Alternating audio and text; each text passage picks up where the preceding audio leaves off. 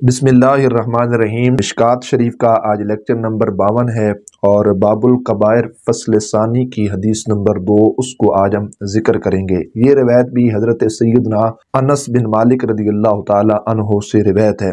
وعن انس رضی اللہ تعالی عنہ قال قال رسول اللہ صلی اللہ علیہ وآلہ وسلم ثلاث من اصل الایمان۔ حضور علیہ السلام نے ارشاد فرمایا 3 چیزیں ایمان کی اصل ہیں، مطلب ایمان کی بنیاد ہیں۔ الکف عمن قال لا الہ الا اللہ لا تکفرہ بذنب ولا تخرجہ من الاسلام بعمل۔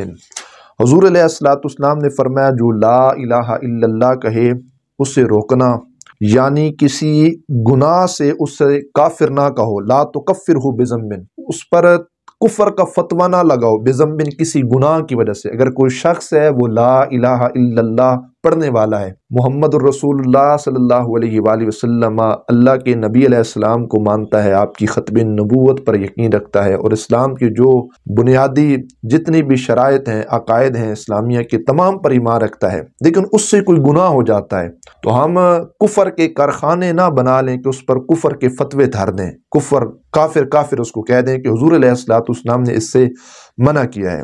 اور آگے حضور علیہ السلام نے فرمایا وَلَا تُخْرِجُهُ مِنَ الْإِسْلَامِ بِعَمَلٍ، کسی کبھی عمل کی بدولت اس کو اسلام سے خارج مت کر دو۔ اب ہوتا یہی ہے نا کہ کوئی شخص ایمان والا ہو، مسلمان ہو، اسلام کے اندر ہو، اس سے کوئی گناہ ہو جائے، ہم کہتے ہیں یہ جی مسلمان ہی نہیں ہے، ہم اس کو اسلام والے کارخانے سے ہی باہر نکال دیتے ہیں، حالانکہ ایسا نہیں ہونا چاہیے۔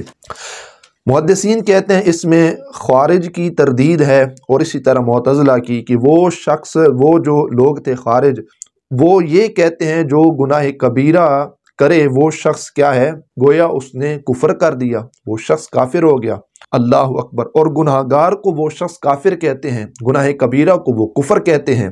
اسی طرح جو معتزلہ ہیں وہ کہتے ہیں گناہ کبیرہ کرنے والا نہ مومن رہتا ہے نہ کافر، بلکہ وہ کیا ہے، فاسق ہے۔ حالانکہ محدثین کہتے ہیں اسلام اور کفر کے درمیان اور کوئی درجہ نہیں، یا تو بندہ مسلمان رہے گا یا پھر کیا ہو جائے گا، کافر ہو جائے گا۔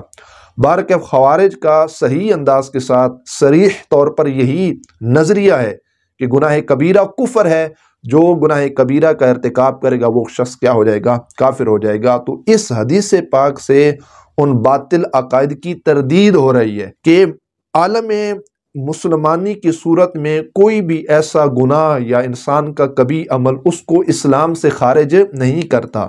توبہ ضروری ہے، رجوع اللہ کرنا چاہیے، لیکن یہ نہیں کہ اس کو اسلام سے ہی نکال دیا جائے۔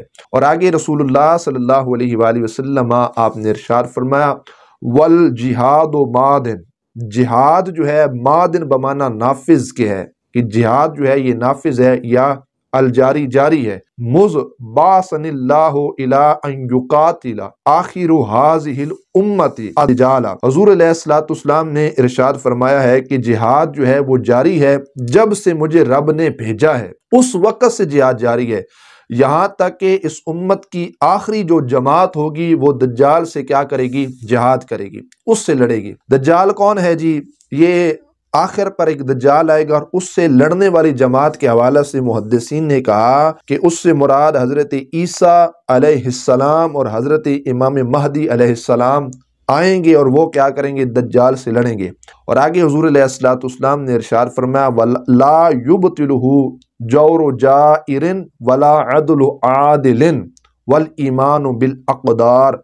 حضور علیہ السلام نے ارشاد فرمایا جہاد کو ظالم کا ظلم، لا يُبْطِلُهُ جَوْرُ جَائِرٍ، کسی ظالم ظلم کرنے والے کا ظلم، ولا عدل عادل، اور کسی انصاف کرنے والے کا انصاف، لا یبطلہ باطل نہیں کر سکتا۔ یہ جہاد شروع سے ہے اور آخر تک رہے گی، اس کو کوئی باطل، اس کو کوئی ختم نہیں کر سکتا۔ اور تیسری چیز حضور علیہ السلام نے جو ایمان کی اصل بتائی ہے، ایمان کی بنیاد بتائی ہے، وہ فرمایا والایمان بالاقدار، تقدیروں پر کیا رکھنا، ایمان رکھنا، یہ بھی کیا ہے، ہمارے ایمان کی بنیاد ہے، ہمارے ایمان کا حصہ ہے۔ اللہ کریم جل جلالہ عمل کی توفیق عطا فرمائے اور اس حدیث پاک کے فیضان سے اللہ ہم سب کے سینوں کو مستفیض فرمائے۔ وآخر دعوانا الحمدللہ رب العالمین۔